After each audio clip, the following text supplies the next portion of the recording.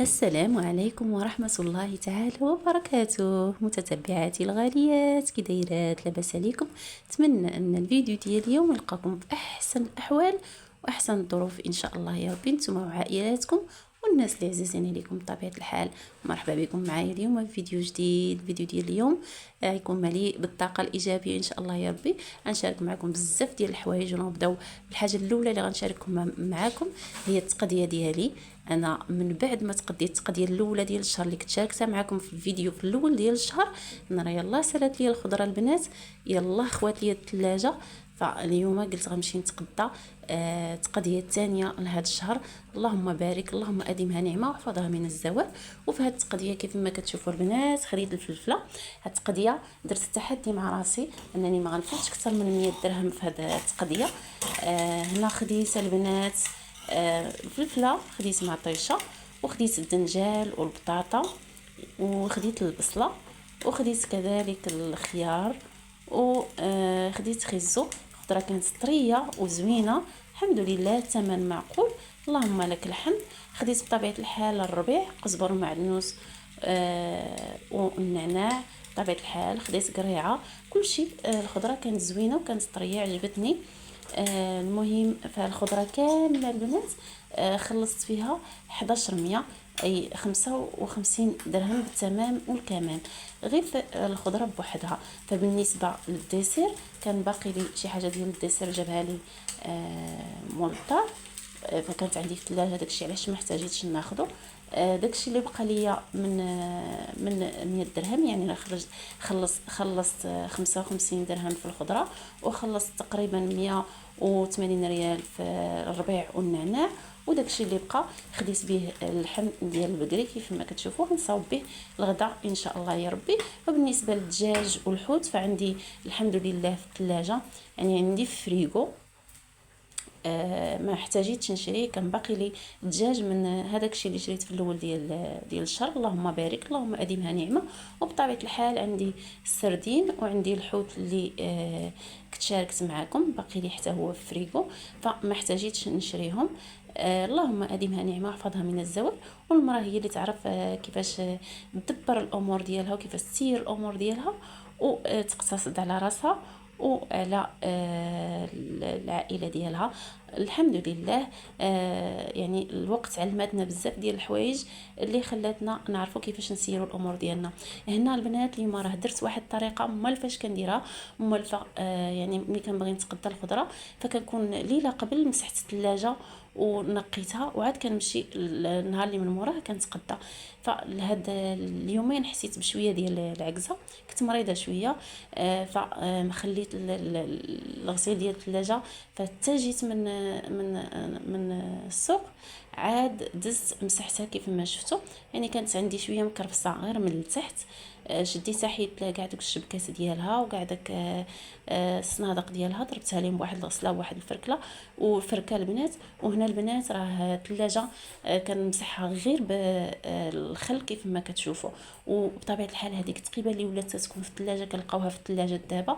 فمره حبيبتي ما تنسايش انك تسلكيها، يعني اما بكوطونتيش ولا اما بهذيك الشيته اللي رقيقه اللي كتباع ب5 دراهم. انا ما عنديش، خدمتها بالكوطونتيش. مره يعني نقيها باش يبقى يدوز داك الماء وما يبقاش لك وسط الثلاجه ويدير لك الريحه اللي هي خايبه. وبطبيعه الحال الثلاجه ديالك حبيبتي ملي تبغي تغسليها فما تغسليهاش بالصابون وجافيل، راه كيصفرها كيرجعها بطبايع صفرين. يعني غير الخل راه كيعقمها، يا اما الخل الاحمر اللي كان القديم اللي كنعرفوا، ويا اما الخل اللي كيتباع في بيم، راكم عارفين البنات. هنا دوك الشبيكات، هذوك الحروف اللي كيكونوا في الطرف ديال الشبكات وفي الطرف ديال الزاجه ديال الثلاجه فراه كيتحيدوا البنات. ملي كنكونوا كنغسلهم راه تنحيدهم، تنضربها بفركه للشبكات، عاد كنرجعهم. هنا راه كنوريها لكم ما بانتش في الكاميرا مزيان. وعاد كنرجعهم وكنركبهم وكنرجعهم للثلاجه. هنا حاولت انني نستف هذيك الخضيره ديالي في الشبيكات اللي كندير. والمجير درت فيه الحامض والفلفله والدنجال. وبطبيعه الحال مني ساليت التنقيه ديال الثلاجه ديالي، اول حاجه درتها يعني راه الكوزينه هنايا البنات راه كانت عندي مرونه، ما نقولش لكم كيفاش كانت واحد الروينه عندي، صبحت عندي في هاد الروينه هاد النهار، ما نقولش لكم كيفاش دايره. هنا منين ساليت الغسيل ديال الثلاجه قلت اول حاجه غادي نديرها هي انني غادي ندوز نصب الغدا باش من باش ما يعني انتم عارفين الا تلهيت في الشغل فالغدا راه مشى، يعني غادي ندير غير شي حاجه اللي غادي نديباني بها. وانا كنت باغا نصاوب ليهم طاجين ديال اللحم. هنا شديت اللحم غسلته بطبيعه الحال، درت معاه البصله اللي هي مشلضه على الطريقه اللي شفتو، وقزبر ومعدنوس، غنحك عليه واحد 3 دروس ديال الثومه وكعطريه، غنديروا شويه الملحه، ابزار، سكينجبير، كركم، غندير شويه العطريه ديال المروزيه وشويه العطريه ديال الكبسه. وبطبيعه الحال غادي نفرك عليه واحد شويه ديال الزعتر اللي كيعطيه حتى هو واحد النكهه اللي هي زوينه. بطبيعه الحال حبيبتي انت درتي هاد العطريه زيدي واحد نص كاس ديال الماء، ما ديريش الزيت في الاول، وشدي لي ديك اللحم رقديه في هذيك العطريه مزيان وخليها على الاقل واحد نص ساعه، وعاد حطيه فوق البوطه.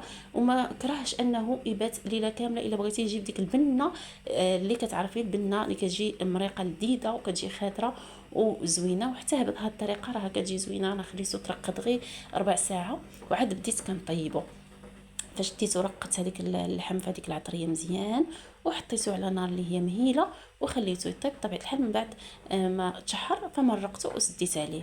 هنا الحبيبات ديالي من بعد ما ساليت فالغساله ديال الماعن ولات كتخرج ليا الماعن اللي مضبين. وهنا غنوريك حبيبتي علاش الغساله كتخرج الماعن اللي مضبين ملي كتمشي تغسلهم. هنا هذاك الصابون اللي كنت صاوبت معكم في الاول ديال الشهر فبه كنغسل الماعن وبه غنغسل به الغساله ديال الماعن ديالي. كيف ما شفتي حيت لها دوك الشبكات، حيت هذاك الفلتر، حيت هذيك الشبكه هانتي شفتي حتى ضربت عليها بواحد الغسله. راه كلشي كيكون بليدام البنات، حيت كنكونوا كنغسلوا دوك الماعن داك الليدام كيهبط فيها، وداك الليدام الا بقى فراه كيطلق ريحه خايبه في الماعن، وبطبيعه الحال كتخرج لينا الماعن شويه مضبين. هنا قلت غادي نضربها لها بواحد الفركه، حيت الشبكات هما ضربتها لهم بواحد الغسله، حيت هذاك الفلتر كيف ما شفتوا الغطايه ديال البلاصه اللي كنديروا فيها الملحه. المهم ضربت عليها بواحد الفركه من داك الشرفيع. وهنا راه كنوريكم كل بلاصه كيفاش كتكون. هنا من بعد ما كنغسلها بداك الصابون كندير واحد الطويصه اولا واحد الكويس كنعمرو بالماء وكنشللها بالماء من الداخل. واخا كيتجمع ليا داك الماء الوسط كيف ما غادي تشوف في الفيديو، يعني راه ما كيدوش، كندير واحد الزيف وكندير واحد البانيو حدايا وكنحاول نجمع هذاك الماء في الزيف ونديرو في هذاك البانيو حتى تيتحيد كامل. وكنقي الغساله ديالي بطبيعه الحال. ومن بعد الحبيبات ديالي بطبيعه الحال كنضربها بداك الفلتر، كنضربها لواحد الغسله حيت راه تيكون ميدم وجامع هذاك الزبل حاشاكم ديال الماعن، يعني خصو يتغسل مزيان بالماء سخون والصابون. وبطبيعه الحال هنا الا بغيتي الغساله ديالك شفتيها بدات كتضبب لك الماعن، هنا راه مازال ما عطاتنيش بان انا من نهار اللي شريتها درت لها الملحه مره واحده. دابا راه علينا 4 شهور باش شريتها البنات، ما عمري ما زدت لها الملحه. ولكن ملي تبدا تضبب لك المعينات ديالك عرفي بانها واخا ما خرجت لياش في الماكينه، ما خرجت لياش هذيك البروغرام بانها ناقصها ملحه او لا ناقصها الجل، فراه انا زدتها واحد شويه ديال الملحه باش تبقى تخرج ليا الماعن كيشعلو كيف ما الاول. وبطبيعه الحال زدتها واحد شويه ديال الجل. وهنا من بعد ما ساليت الغسيل ديال الغساله من الداخل فشديت ودرت الملحه كيف ما وريتكم. هنا راه البنات كنوريكم كيفاش كنركب هذوك الفلفلات. راه ملي كتكي عليهم يعني حتى تيدخلوا دوك الحروف كيدخلوا في واحد كل حاجه كتدخل في الحروف ديالها تسمعي ديك الطق تعرفي بان ديك الفلفله راها ركبت. هنا راه وريتكم الملحه اللي كنستعمل، يعني حنا راه ما نقولش لكم بانني رانا ما مقاطعاش، رانا مقاطعه البنات، ولكن هاد الباكيه كنت شريتها يعني شحال هذه وهي عندي يعني خصني حتى تسالي وعاد يمكن لي نشري باكيه اخرى كيف ما انتم عارفين. هنا درت هذيك الملحه، وهذيك الملحه اللي كطيح لينا في برا البلاصه اللي كنديروا فيها الملحه ضروري تحيد البنات ما تخليوهاش، لان الا بقات في الماكينه بحال هكاك راه كتصدي الماكينه. يعني ضروري الا تشتت لك الملحه في الماكينه ديالك من الداخل ضروري تمسحيها وتحيديها مره، يعني تقطعي دوك الحبات ما يبقاوش هكاك محطوطين في الماكينه. هنا من بعد ما مسحتها من ديك الملحه فغادي ندوز غادي ندير ليها الجيل بطبيعه الحال اولا هذاك الملمع ماشي الجيل، الملمع ديال الاواني غادي نزيد حتى هو واحد شويه واخا راه باقي في الماكينه، وما تديوش على الارض، راه مسخه البنات، رانتوما عارفين التقديه وداكشي، والكوزينه صبحات مرونه. فتا ساليت وعاد ضربت عليها بالتسيقه. هنا درت هذاك الصابون اللي كنشري من بيم، دوك سميتو، وحطيتهم في الماكينه ودورتها، خليتها تتشلات من الداخل، وعاد درت فيها الماعن ووريتكم البنات. رانا كنت عجنت الخبز تا طيبته، وهنا راه الطاجين ديالي راه واجد، وواحد العصير اللي صاوبت بالحامض والخوخ والتفاح جا غزال، والحمد لله اللهم اديمها نعمه واحفظها من الزوال. وهنا البنات من بعد ما ساليت روينتي وتغدينا اللهم لك الحمد ونعست وارتاحيت، فاجي الحبيبه ديالو يجيب لي واحد جوج ديال الحامضات وجوج ديال الخيزوات واحد البيضه، واجي نصاوبوا واحد الكيكه اللي كتجي زوينه. ما غاديش تشبعي منها ان شاء الله يا ربي. هنا كيف ما شفتي خديت هذوك زوج حامضات، حكيتهم، غير ديك القشره الصفراء حاولي ما تقيسيش هذيك القشره البيضاء، يعني ما توصليش ليها لان راه كتطلق المروره، وعصرتهم كيف ما شفتي بجوج وحطيتهم هنا في الهاشوار. يعني غنخدم بداك الموس ديال الطراب. فغادي ندير بيضه وحده مع داك القشور ديال الحامض، كاس ديال السكر، وغنديروا داك السكر المنكه بزهره البرتقال، كاس ديال الزيت، كاس ديال الماء، وداك العصير ديال جوج حامضات. والطحين البنات غادي نحتاج تقريبا 3 تاع الكيسان، 2 كيسان عامرين وكاس ما عامرش ديال الطحين. وبطبيعه الحال غادي نضيفوا هذاك خيزو اللي محكوك، وغادي نخلطوا المكونات ديالنا مزيان. واخر حاجه كنضيفوها البنات هي الخميره، اخر حاجه كنديروها حتى الاخر. هنا من بعد ما خلطت المكونات ديالي فدزت المول اللي دهنته ورشيته بالدقيق، وحطيت فيه هذاك الخليط ديالي، شعلت الفران حتى سخن مزيان. من بعد ما سخن غندخل الكيك ديالي باش يطيب، وبطبيعه الحال غادي نقصولو على النار اللي هي مهيله كيف ما العاده. هنا من بعد ما ساليت راه يعني هادشي راه درتو حتى تقريبا المغرب البنات. دزت غادي نغسل البوطه لان هاد النهار رجعت حالتها.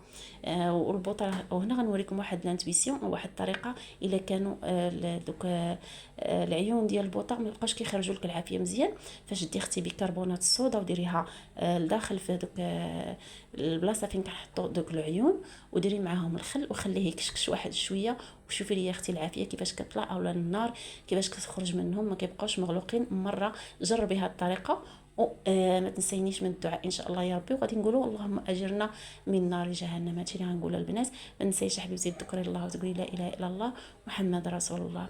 هنا من بعد ما خليت هذيك الكيكه ديالي كطيب، فدوزت غادي نصاوب واحد الكريمه اللي كتضيف لي لهاد الكيكه واحد المذاق اللي هو رائع.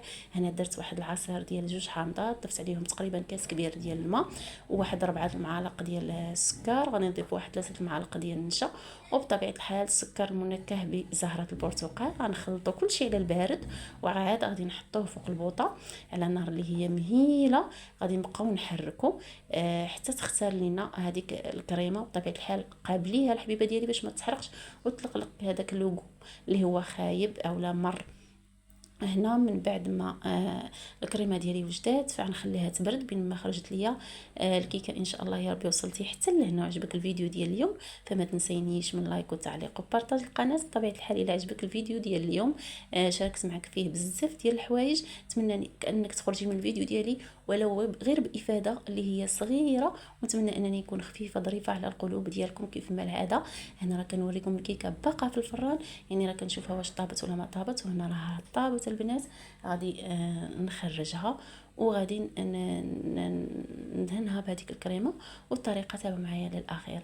هنا من بعد ما خرجت الكيك ديالي فخديت واحد الفرشيطه شديتها وتكيت بها هذاك الكيك باش يدخل لي هذيك الكريمه لداخل، يعني تشرب ديك الكيكه شويه تاع داك الكريم. وهنا خديت الكريم ديالي وغادي نحطو فوق الكيكه من الفوق. وهاد الكيكه راها كتنكل بارده البنات، خليها حتى تبرد، راها كتجي معلكه، كتجي زوينه، واحد المذاق اللي هو راه ما نقولش لك. يعني عشاق الحامض عشاق الليمون الحامض، فهاد الكيكه راها كتجي من اروع ما يكون. انا من عشاق الليمون الحامض كيعجبني بزاف. اللهم لك الحمد. المهم شاركت معكم اليوم وصفات اللي هي بسيطه، اتمنى انها تنال الاعجاب ديالكم، ونقول لكم مع السلامه في فيديو جاي ان شاء الله.